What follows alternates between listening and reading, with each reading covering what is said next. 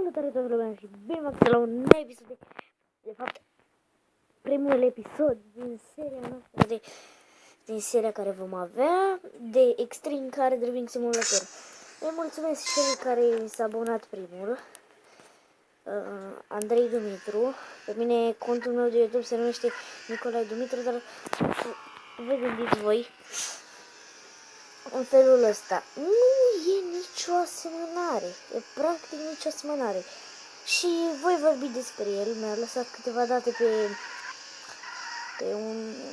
m-am întâlnit, adică pe Skype, așa, și vom vorbi, m-am explicat, așa, și a zis că putem să spunem despre părerile lui personale. Așa, el se numește Andrei Dumitru. De fapt, numele lui se numește Andrei Dumitru. Numele lui este Dumitru. Dumi. Așa. Și îi place să joace foarte mult Temple Run. De aceea voi face un episod, după episodul ăsta voi face un episod de Temple Run. Nu prea a avut sens ce am zis, dar totuși, iertați-mă, nu prea sunt primul, nu prea sunt cel mai bun la YouTube, dar mă străduiesc. Voi pune episoade foarte multe, nu mă interesează ce spun lumea, mă interesează câte abonați am. Eu voi face multe episoade pentru că știu că cineva sau ceva poate să-mi aducă norocul. Așa că da. Să începem un mic live. Și nu vreau pozițiile. Așa. Un lag. Lag. Ceva. Așa. El e din...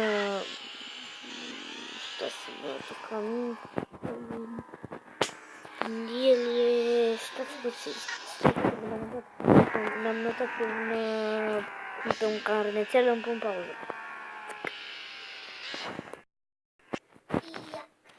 Așa, am revenit și acum ne schimbăm mașina, da? Cât despre el vorbim, este din Vaslui, așa că este din Vaslui. Are... Pardon, câți ani are? 20 de ani. Așa, am vorbit cu el, îi mulțumesc foarte mult. Înseamnă că este un om care apreciază chiar și cei mai slabi youtuberi, care și îi ajută să facă un lucru bun, să facă un lucru ceva bun în viață. Nu e hater, m-a felicitat, îi mulțumesc și toate cele. Canalul meu nu este prea popular, deoarece cine mai spune să caute Nicolae Dumitru.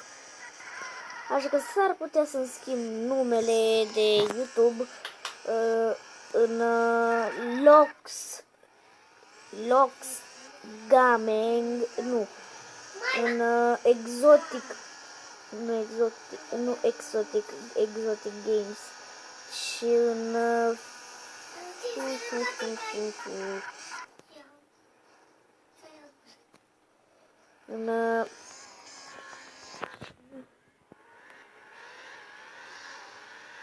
Quick.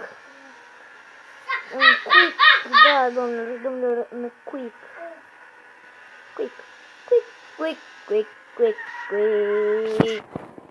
Și cam atâta, așa că pa,